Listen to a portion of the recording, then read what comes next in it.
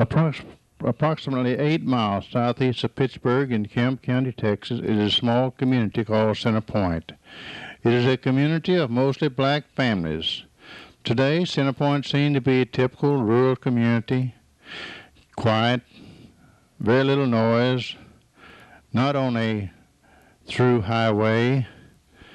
Yet in years past, it was everything but a typical rural community. For here was one of the finest vocational schools for children, for black people in northeast Texas area.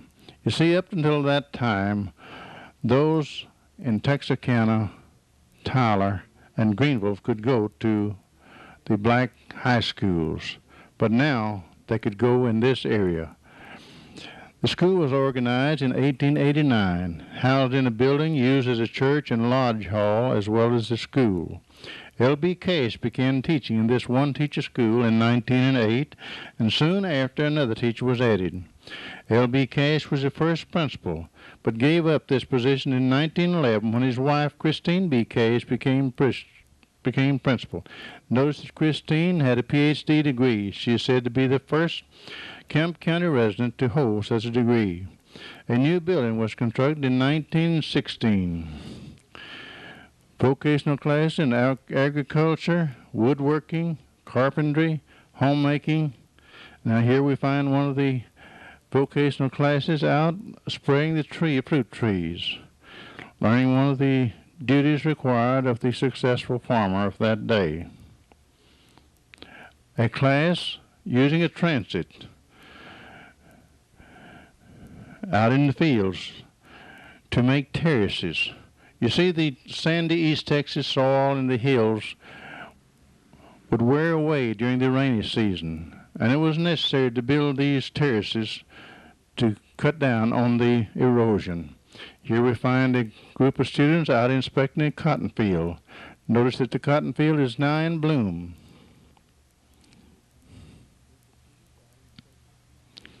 Cotton was perhaps the biggest cash crop of those days. Here is a sugarcane field, another important crop to the farmers of that day, though not as important as that of corn and cotton and sweet potatoes. Here we find the students out checking the cow for disease. We cannot believe that this student is now learning how to milk. Most students of that day and age learned to milk early in life. In the background, we see the instructor with his overcoat on, his hands in his pocket. It must have been a real cold on that particular day. Here we find students learning the art of bedding sweet potatoes. It is said that during the 30s, these farmers of Kemp County raised and sold more sweet potatoes than all those of all other counties combined in the state of Texas. Here the students are learning how to bed the potatoes. They're taking the potatoes, laying them flat upon the bed close together. These are the seed potatoes, by the way, the smaller potatoes left over from the last season. They will later be covered with dirt, and then as the warm weather begins to come about in the early spring, the sprouts or potato plants begin to emerge. And when they reach a certain stage, say about 6 inches tall and mature for a plant or sweet potato plants, they are pulled up one by one, placed into bundles, taken to the fields where they are set out in rows, with the sets placed about from 14 to 18 inches apart. There they grow, and the vines which come from those small plants soon cover the ground from row to row. And now we find another student showing off his pigs. The raising of pigs and hogs, another commodity raised upon the farms of the area. Most of the meat was used for local use, killed in the fall, butchered, and then salted away for the winter months. Here we find a sow and its pigs. Notice the water hydrant here. This is not a typical farm scene of that day. I am told that the gentleman standing there was Mr. Floyd, one of the teachers from Center Point School, and I know that he lived next door to the campus. I also know that the campus had their own water supply, their own pump, their own water tower. So I would assume that this is a school project, that he has piped water out to the hogs in the school project, and here he is showing off this sow and the pigs.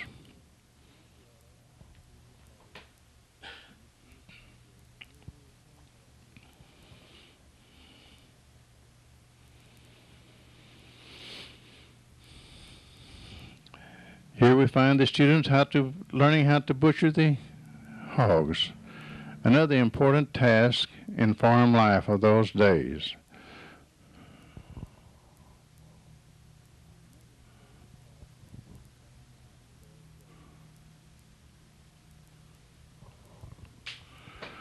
Mr. Gass took a number of pictures of typical farm scenes. Here we find a farm lot. On the right, the typical log barn of those days, the pig running loose in the farm lot, the pole fence in the background around the lot, and then the wagon with the broken wheel. You see, cash was not readily available all year round in those times, so it had to be waited until the farm crops began to be gathered to get enough cash to have the wheels repaired. Another school project of the carpentry class, that of building a chicken house. Chickens were not raised commercially then as they are in Kemp County today.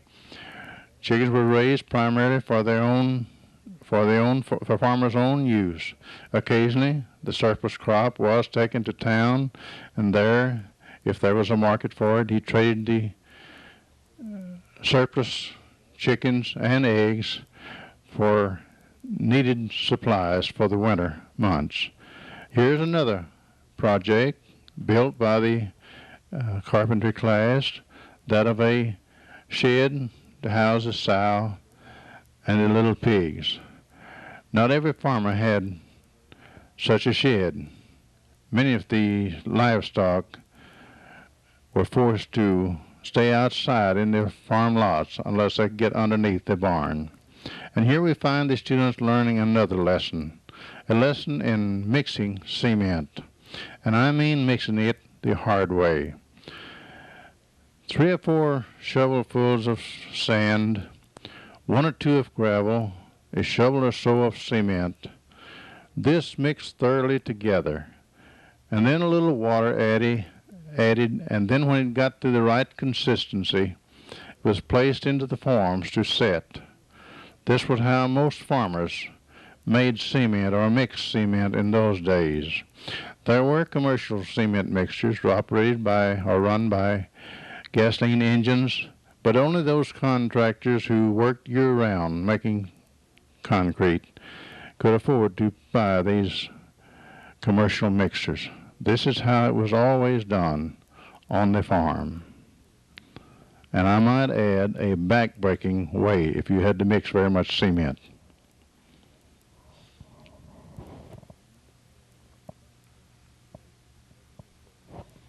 Here we find one of the carpentry students sitting in the wagon bed which has been rebuilt. The carpentry class, another essential vocational school in this Center Point school. And here we find the farm truck of that day and time, the wagon and team. And notice the student off in the far right with the axe on his shoulder. And I would presume that these students are on their way to the woods to cut firewood, which they will bring back to heat the rooms in the Center Point schools.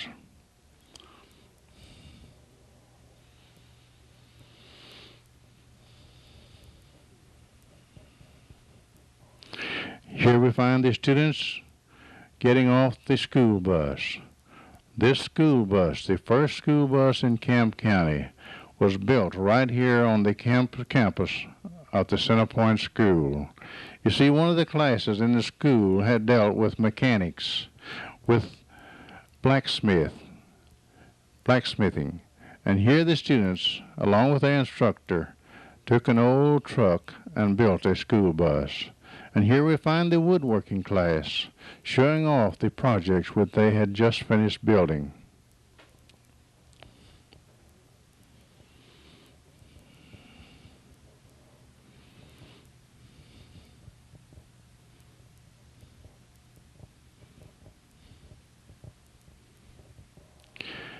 Here's another project, not necessarily a school project, but a community project. A building constructed adjacent to the campus, used for as a canning plant, where the farmers and the students could bring their surplus products in and can them. And here we find a school picture, a class picture, one of several which we found in the old album which Mr. Cash had saved. This was typical of the many of the other pictures which we found. Another picture taken on the campus, and in the background the lady in the dark dress we are told is Mrs. Cash. This is one of the few pictures that we have found showing Mrs. Cash on the campus.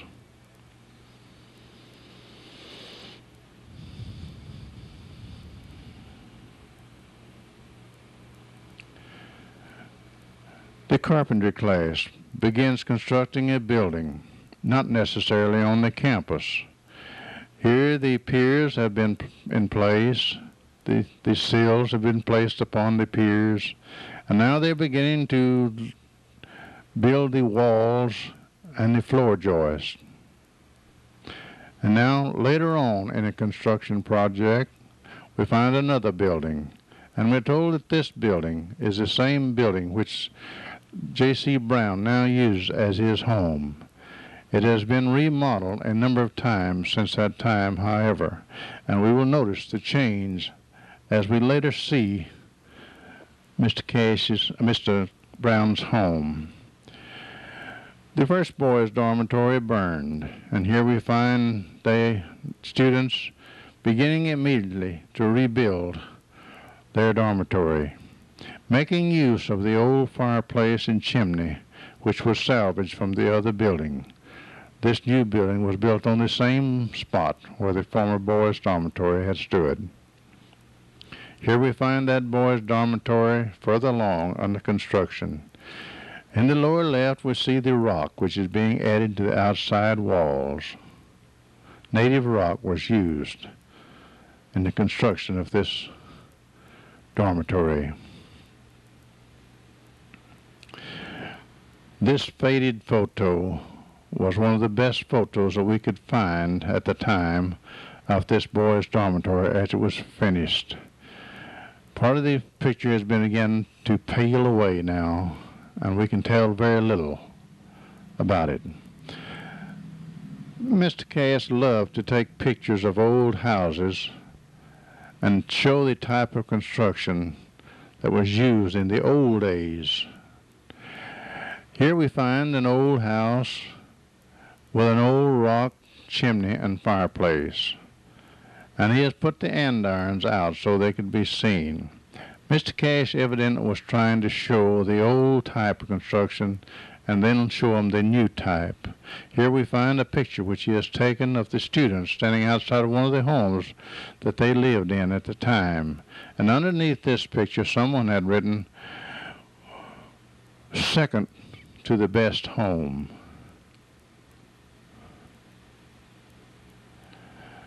During the mid-30s, the Semi-Weekly Farm News did a story on Center Point, and this is a page from that story.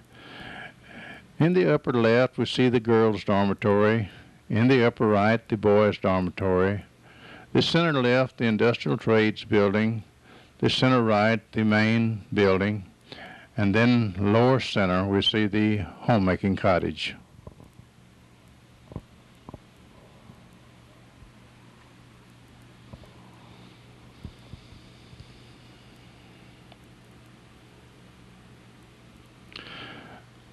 A later picture we found of the school, the main school building, I should say. Here we find a walkway has been built out from the school out to the road, flower beds on either side, and later on we'll find that they planted small trees on either side of the walkway, and today those trees still grow on the old school campus. A closer-up view from this same picture, and you'll notice in the right background one of the other campus buildings that you can see at the rear of this building. And then on the left side of this picture, in the background, we can see another, or a part of another one of the campus buildings behind this main school building. The Industrial Trades Building.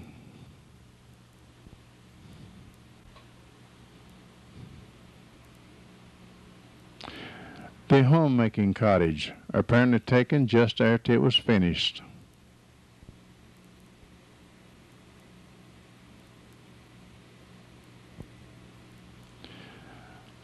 Another building on the campus. The photo, by the way, was slightly out of focus, though it therefore is not very clear.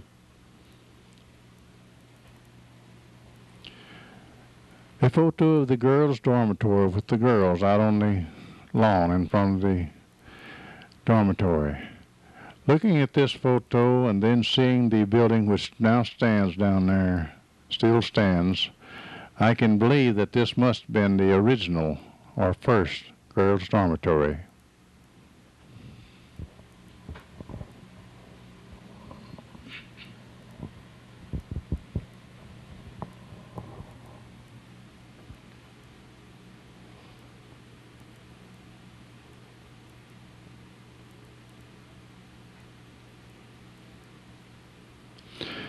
In 1975, I first became interested in researching this Centerpoint story.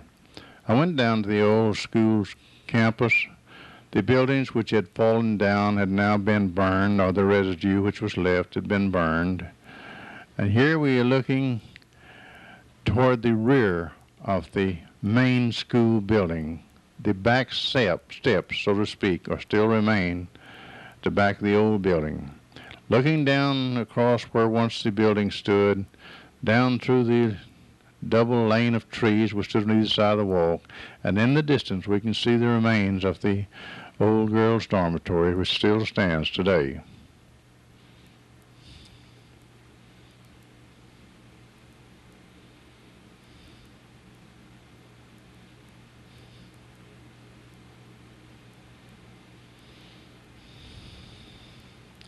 Another picture taken in 1975 showing the remains of the old buildings which had just been burned, or the remains had just been burned. And looking in the picture, we can see the little white spots in there. These are the piers which stood underneath the sills in these buildings.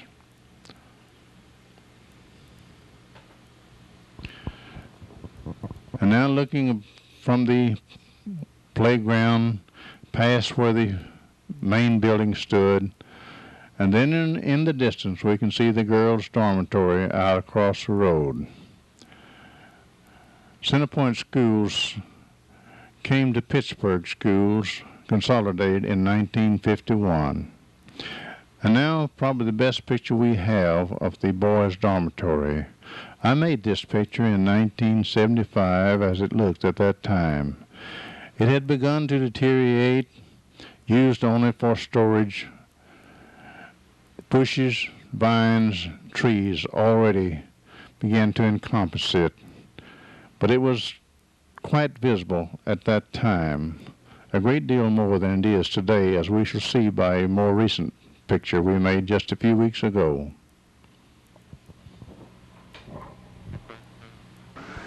Most of these pictures were found in this old album. It was nothing more than a suit or clothing sample book. Mr. Cash had gotten this book, torn the samples out, and pasted pictures inside. The pictures were made with a box camera, just an ordinary camera. They were developed and printed and placed in place of these samples of cloth in this book. Some of the pictures are real good, some are very poor, some have been cut out, some have faded. Some of the pages have been torn out. This book, by the way, was found out in the weeds at a field near where the old building stood after the building was torn down. By the way, the Center Point schools consolidated with the Pittsburgh schools in 1951. And it was after that time that the buildings were torn down. That is, a part of the buildings. Some of the buildings will still stand, as we shall see a little later on. We're indebted to Mr. Cash for his foresightedness in taking these pictures and preserving them. It has made this story better by his having done so.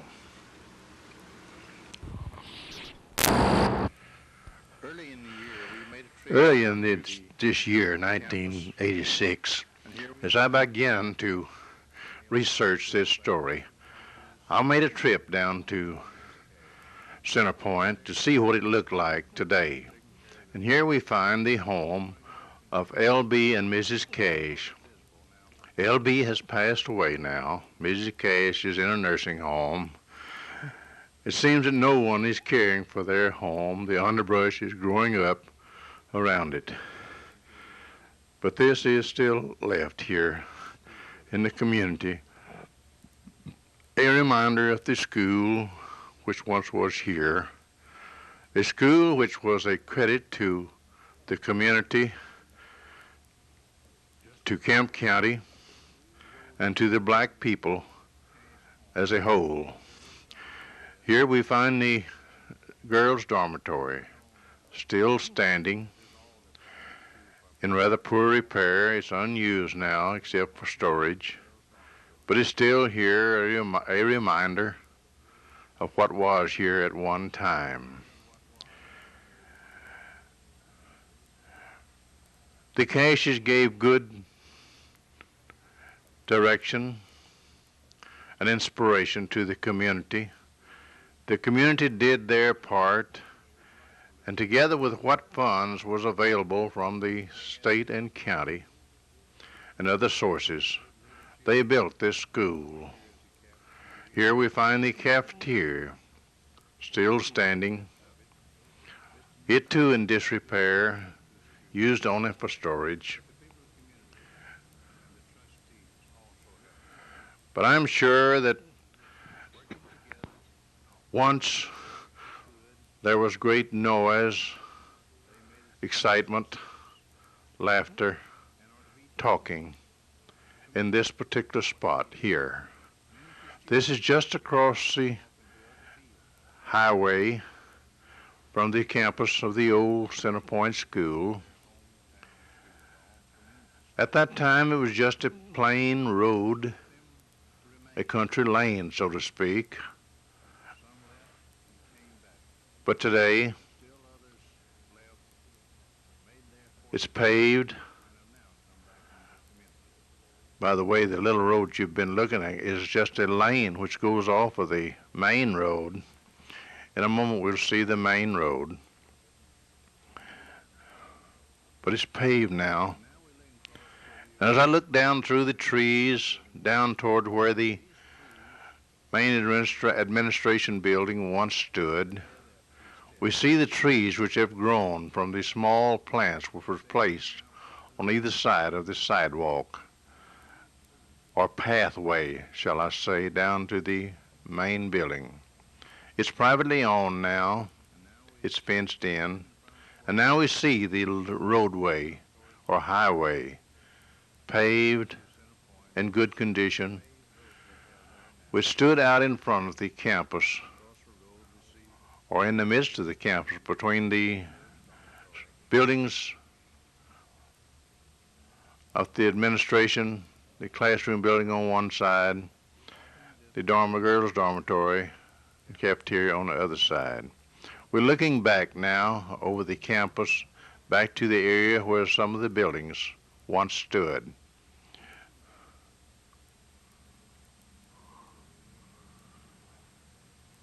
The fence has been placed there by the recent owners. It's usually mostly for storage of old relics, building material, and such like.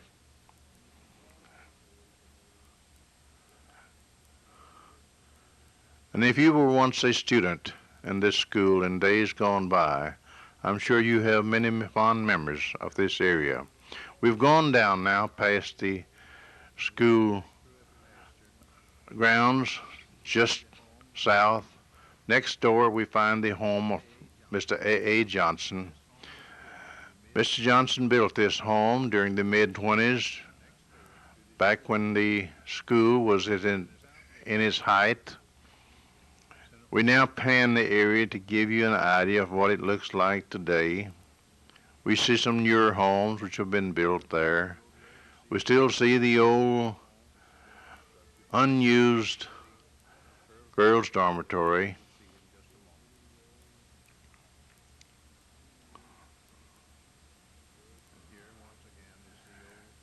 And as I think back when panning this area, I thought of the noise, the sounds which once were here.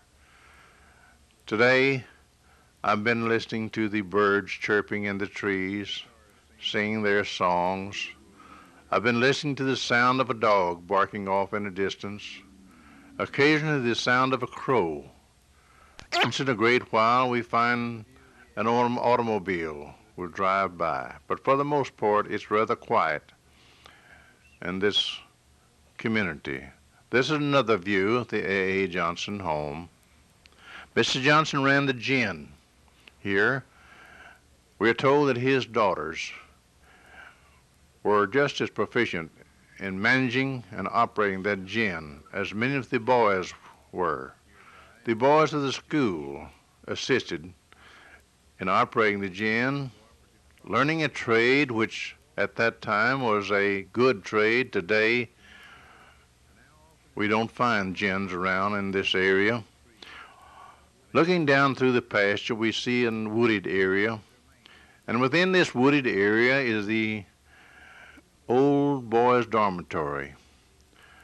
To the right, which we've been looking at, is part of the campus area, but this is the area where the boys' dormitory, by the way, it still stands in disrepair. J.C. Brown, who went with me and conducted this tour, has gone down in the pasture in his pickup for two reasons. First, this was a rainy season. He wanted to be sure that we could drive down there. He wanted to look and see if there was any part of the old dormitory visible, that we might get a picture.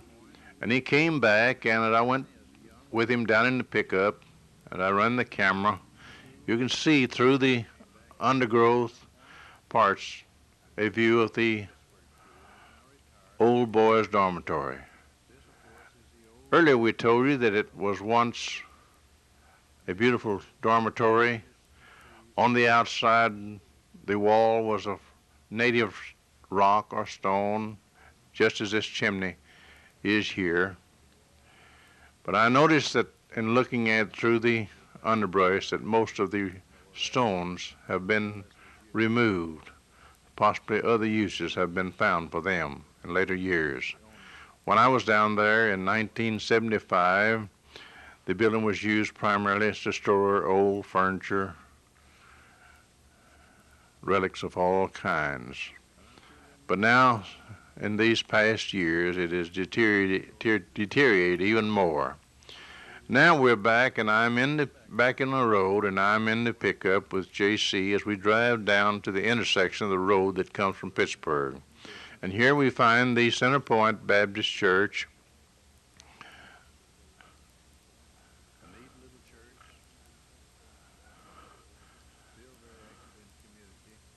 An active church, in good repair, a beautiful church, we might say. And just behind the church, we find the old Center Point Cemetery, which has been here for many years, which is still used, and which is well kept. The cemetery, the grounds, the church is well kept. Looks real good for this once time prosperous community, but now slow, just an ordinary rural community. We'll now move down the road a little bit to the home of Mr. Reese. Mr. Reese went to school in Center Point, left, went off to California, and now has come back to make his home here. This is a new building being erected in the community. Another church. J.C. says it's the third church in the community. This is the home of Thelma Bell. She was Thelma Cook when she went to the school. Here's Center Point. This is her home just down the road a bit from Mr. Reese. We're coming back now. Mr. Reese came back from California, bought several acres out here, has built a beautiful home, and now lives in this community. We're coming back now to the main part of the community. We're looking now at the road, off beside the road, just in front of the Baptist church, going up on the road towards Pittsburgh. The school campus was off to our right, just a short distance. These are some of the homes which we have replaced, those which have been torn down or fallen down because of age in the past.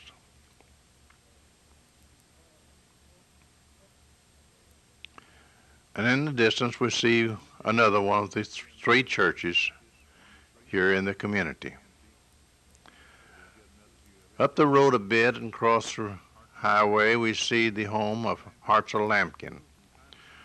Hartzell came to Center Point as a school student from Titus County, went through school, went off to college, taught school for many years, taught in the Pittsburgh schools, and then is retired and lives here in Center Point. This is the same church we saw just a moment ago, one of the three churches here in the community. We're looking back down towards the intersection, down near the Baptist church, and then in the distance we see Hartzell as he walks. Hartzell has had recent surgery and must take exercise, so he is out for his morning exercise. We've driven down the road again back towards the main intersection, and once again we take a look at the cemetery grounds, the Center Point Baptist Church, and take a look at the historical marker which was erected here a few years ago.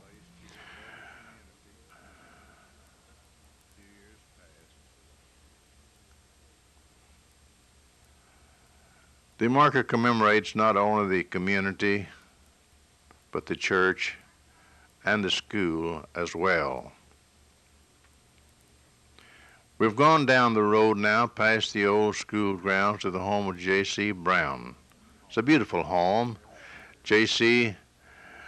has remodeled the home a number of times. I believe we saw the original picture in one of the old photographs. J.C. lives alone here now.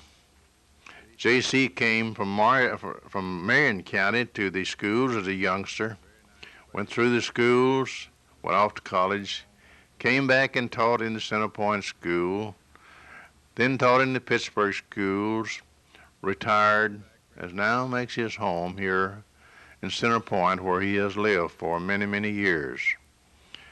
In the background we see the barn, which is out past the house.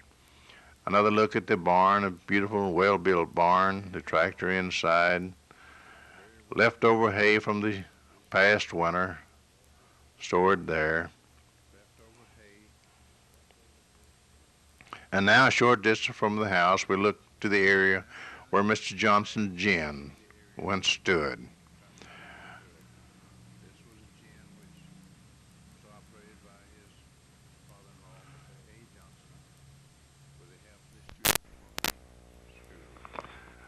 I'm Lacy Davis, and I believe this story would not be complete without getting some of those who are close to the school, who were associated with the school, on camera.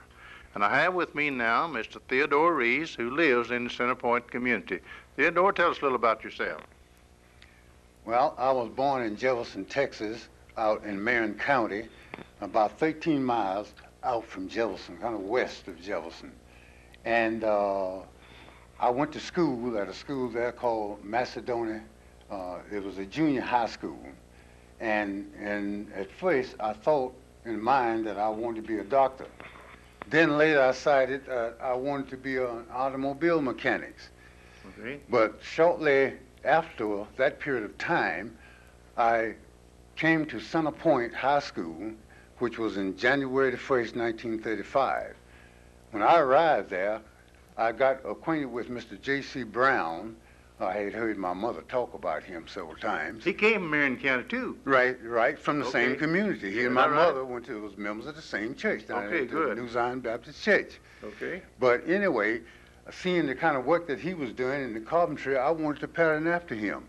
And matter of fact, I did all that I could to try to be like him, because he became my idol in the vocational field.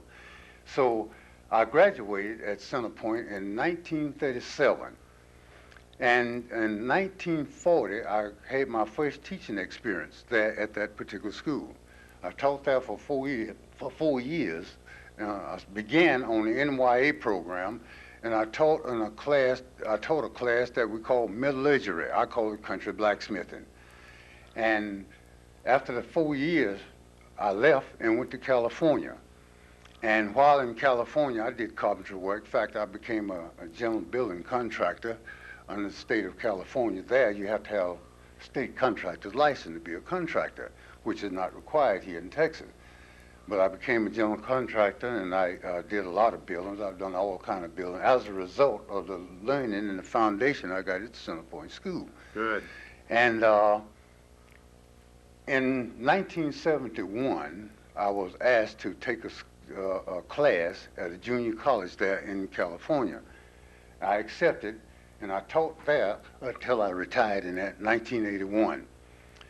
And I sold the property that I had there and moved back to Texas and built me a home here in the Center Point community on a property that I bought in 1943. I'd like to go back, though. While I was at Center Point School before I graduated, there were many vocational classes that was conducted there at that school. Okay. They had classes in vocational agriculture, as you well know. They had classes in homemaking. They had classes in metallurgy, as I mentioned a while ago. And also we had classes in what they call vocational trade carpentry and woodworking.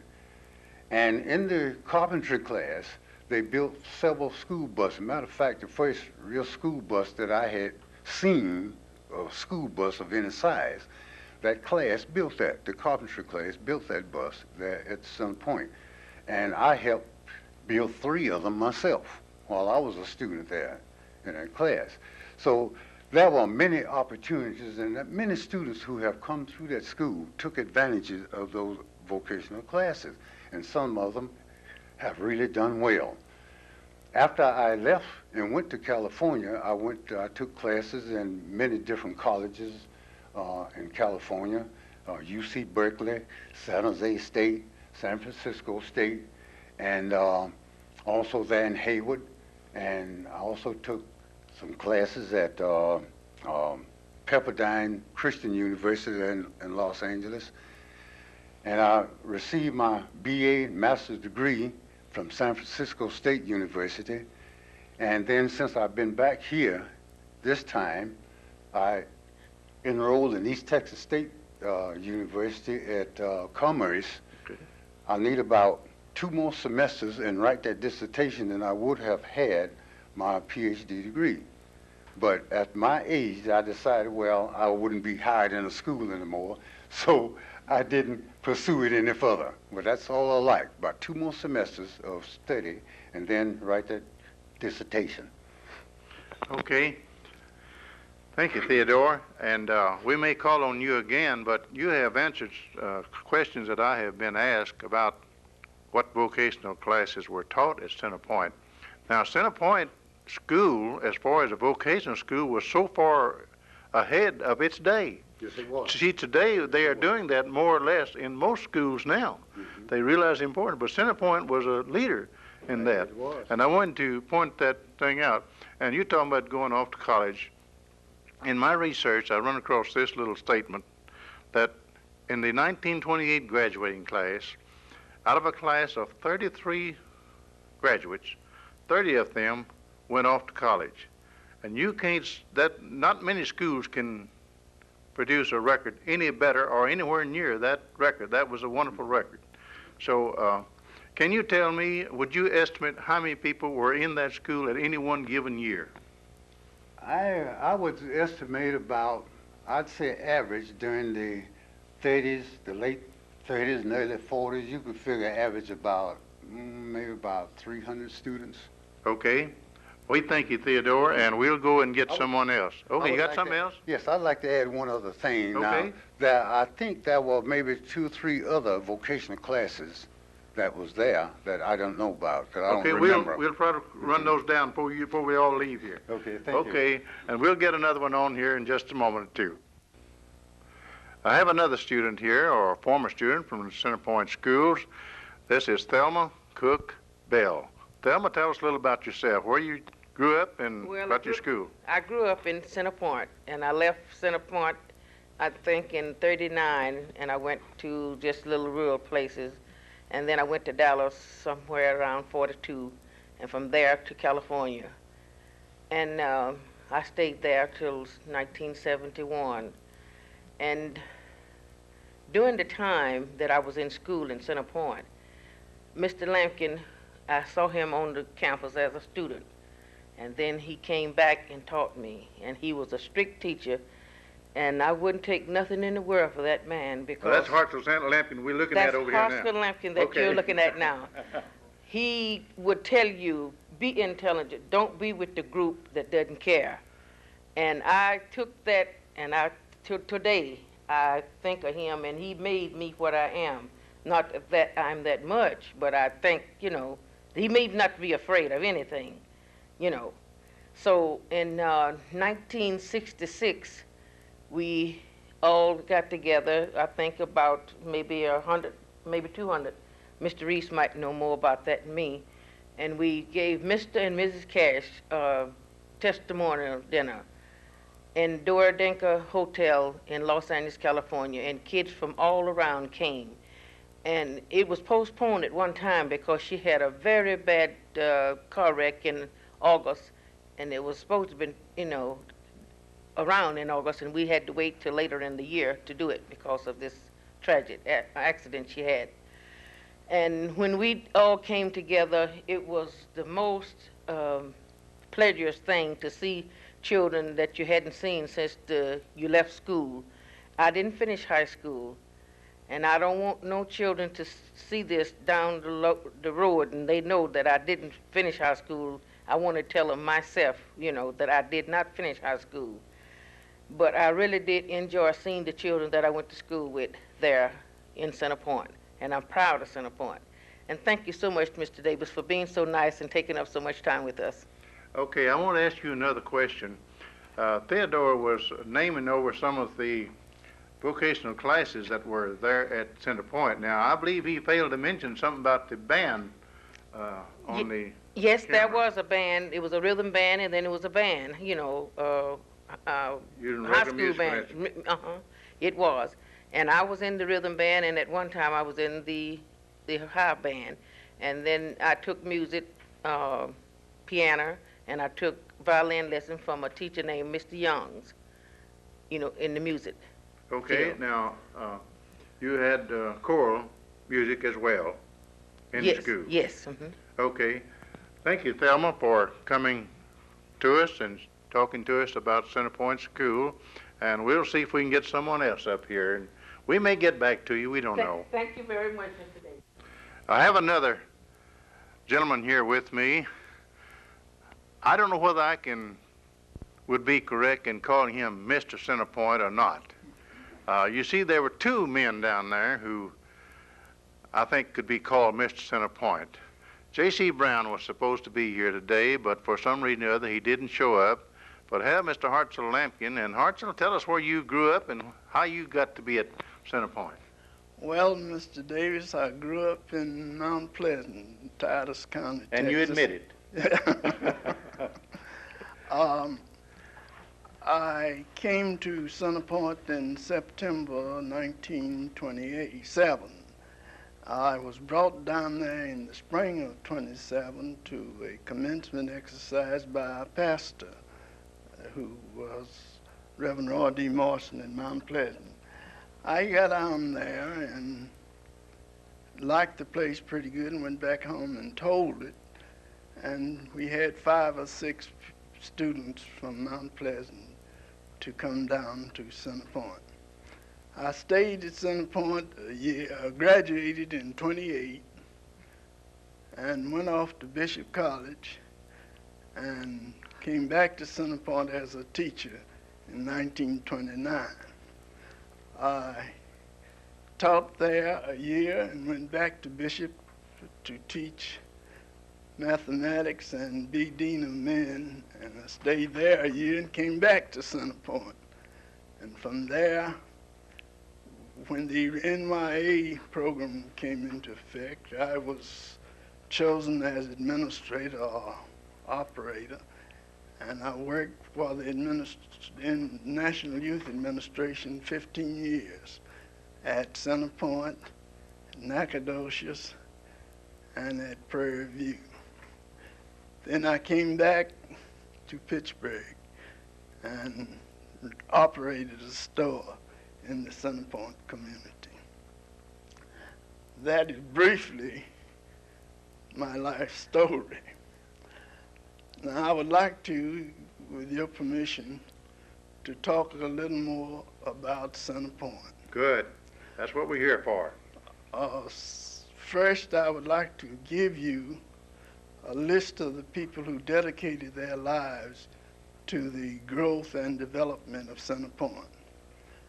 Mrs. Cash, whom we often refer to as the builder of the Center Point School, I think lived perhaps 15 or 20 years ahead of her time. I'd say more than that. The things that she presented and developed at Center Point were not to be found in any other schools around in this area. We taught chemistry at Center Point before chemistry was taught in the Pittsburgh schools. We had many activities at Center Point of which I am today proud. Now I would like to briefly give you a partial list of the trustees who made possible the growth of Center Point School. All of these are long gone. Mr. J.D. Brembry, Mr. Jeff Cook, George Davis, John L. Floyd, G.W. Gooseby, A.A. Johnson, Nathan Neal, Thad Rogers, Dennis Rogers, who died this year, At the age of over 100? 100 years old.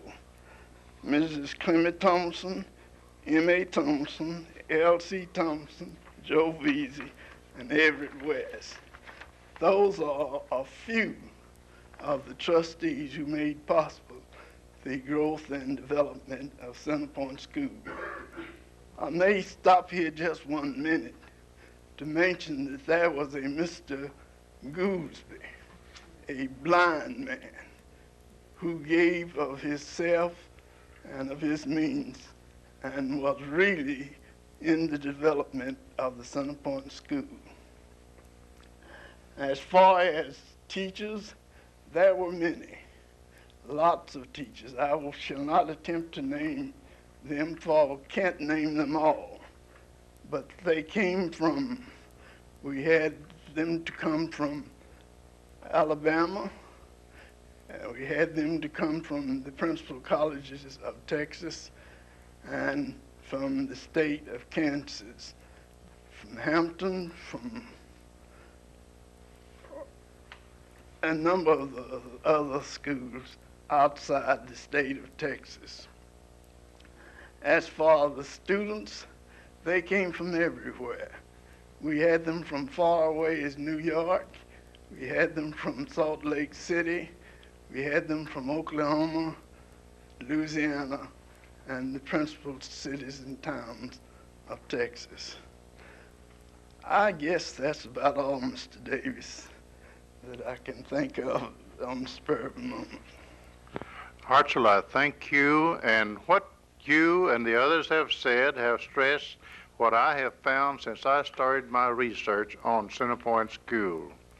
Together with good leadership, with a community who cared, who wanted to do what they could with what they had, they have accomplished much, and they are to be commended for the school they had and the community that is down there today.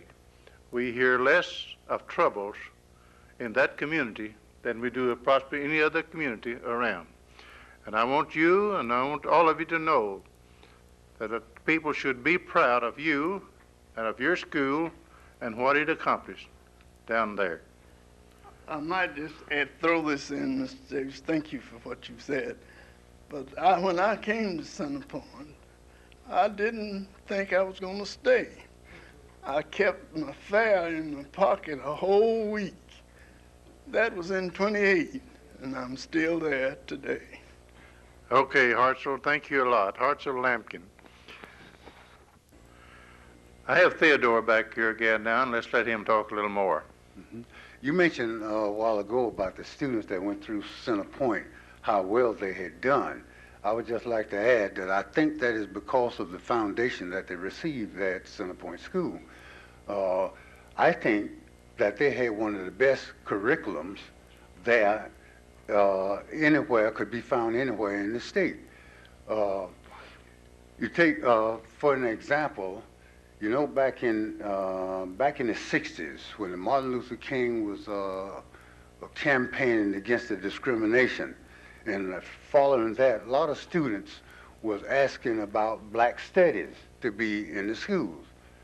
Well, back in 1936, I believe it was, 35, yes, 36, in 1936, I studied black history there at Centerpoint School. And that was way, way before its time, according to when it really came through. And a lot of things like that.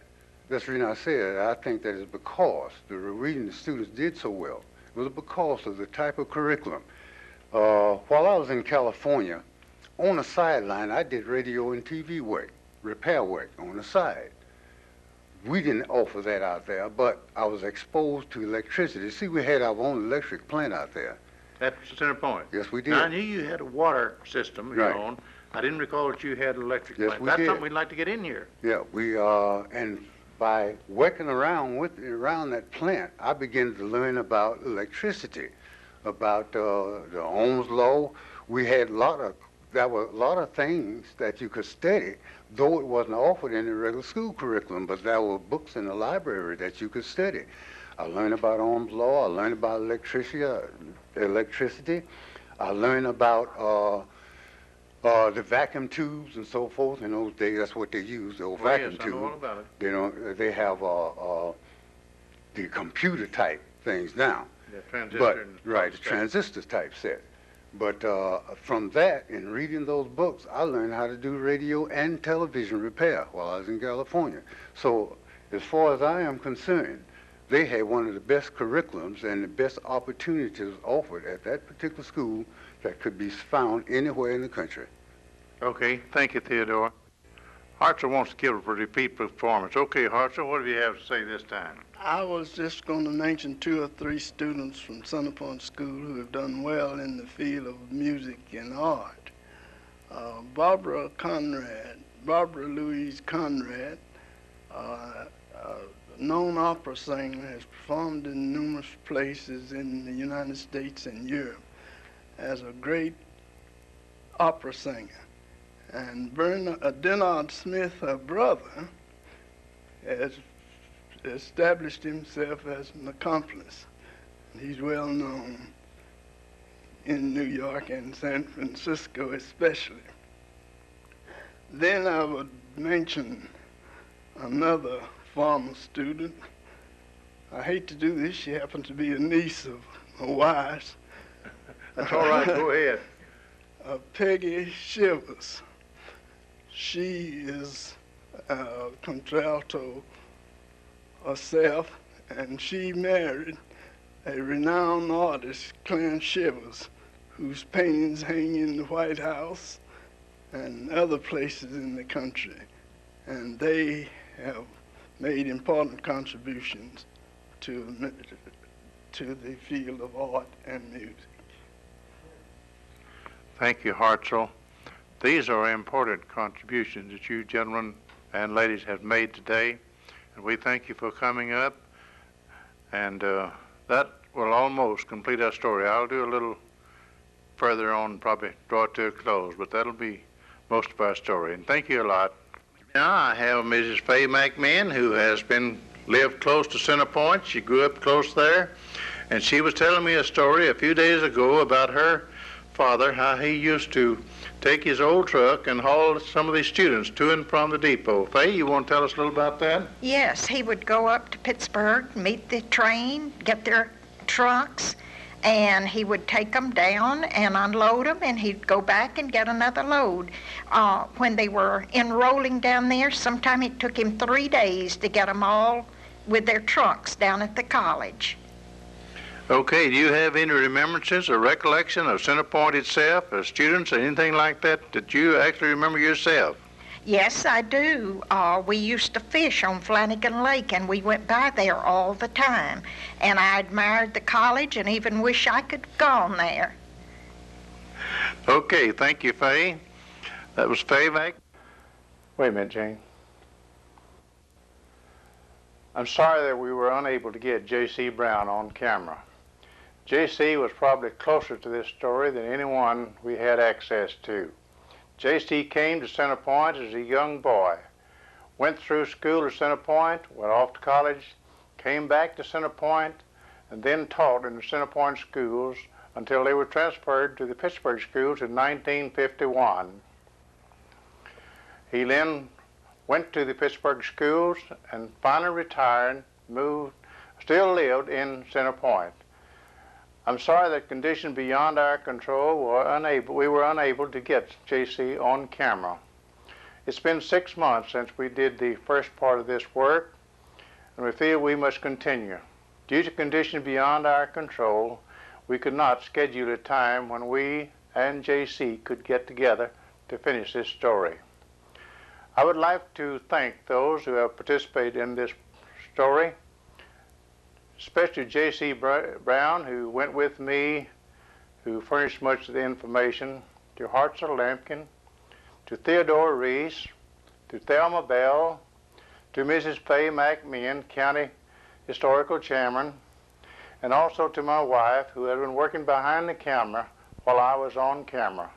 Thank you, and I hope you enjoy this story.